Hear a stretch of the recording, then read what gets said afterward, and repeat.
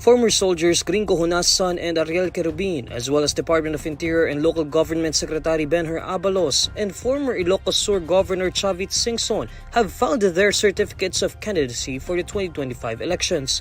On Monday, October 7, Honasan was the first to file his certificate of candidacy at the Manila Hotel, Tent City. After filing his candidacy, Honasan was asked why Filipinos should vote for him. He says that he has put his life on the line for the last 50 years as a senator and as a soldier. Another former soldier and Medal of Valor awardee, Ariel Querubin, has also filed his COC for senator. According to Querubin, he will run as senator for 3 reasons, namely to free Filipinos from poverty, provide education for the youth, and lastly, Querubin says he cannot just sit down and watch the country be suppressed on the issue of the West Philippine Sea. Another senatorial hopeful, businessman and former Ilocos Sur Governor Chavit Singson says he will continue the modernization of electric vehicles, jeepneys, tricycles and motorcycles. Meanwhile, Interior Secretary Abalos gave emphasis on the achievements that his past offices have received under his leadership. Abalos confirmed that he is now deemed resigned as the DILG chief. The filing of COC will be until Tuesday, October 8. Senator Cynthia Villar disputes accusations that her family is a political dynasty, particularly in Las Piñas City, calling it instead a legacy of her late father, former Mayor Filimon Aguilar. After filing her certificate of candidacy as representative of Las Piñas' lone legislative district on Monday, October 7, Villar was asked about claims from possible opponents that her family is a dynasty. According to Villar, her family is not a dynasty, but rather she says her family is just continuing the legacy and memory of her father who loved and served Las Piñas for a long time. Hindi naman kami family kami, but it has been done my father since 1963. Pinamana niya sa amin na mahalin namin yung Las Piñas, and I thought it's the memory of my father, who really loved Las Piñas when he was alive.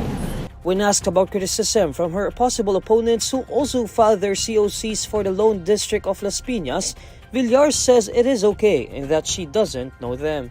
So far, 3 other individuals have filed their COC for the congressional seat of Las Piñas, namely Professor Luisito Redoble, incumbent Councilor Mark Anthony Santos, and 28-year-old senior high school teacher John Barry Tayam. All 3 have suggested that new names can be elected into the congressional seat. Aside from the Aguilars running in local politics, Villars have been prominent figures in the national scene. Villar's children are Deputy Speaker Camille Villar, who is running for Senator in 2025, and incumbent Senator Mark Villar. The lawyer of dismissed Mamban Mayor Alice Go says only the courts can stop Alice Go from running for re-election as the town's mayor in next year's elections. On Friday, October 4, Go's legal counsel attorney Stephen David said that Go will be seeking re-election as Mamban mayor. David says Go would submit her certificate of candidacy for Mamban mayor on Tuesday, October 8, which is the last day of the filing period for candidacies in the 2025 midterm elections. However, the Commission on Elections said that although it would have no choice but to accept Go's certificate of candidacy, she may eventually be disqualified unless she gets a court order stopping the implementation of the Ombudsman order in August, perpetually barring her from holding public office. In an interview with Teleradyo on Saturday, October 5, David said no court has finalized that Go is not a Filipino citizen so far. He added that it would be difficult to disqualify Go based on technicality. David noted that the Office of the Ombudsman order dismissing Go from government service for grave misconduct could still be appealed. But according to COMELEC Chairman George Garcia, a person that is disqualified from holding public office because of the decision of the Ombudsman will be disqualified, even if the person has made an appeal to the Court of Appeals. This unless the Court of Appeals issues a temporary restraining order against the person's charges in the Ombudsman. Garcia appealed to the public for understanding, saying that it was part of the poll body's ministerial duty to accept the COC to be filed by Go or her representative. Go is currently detained at the Pasig City Jail after being charged with various criminal and administrative cases.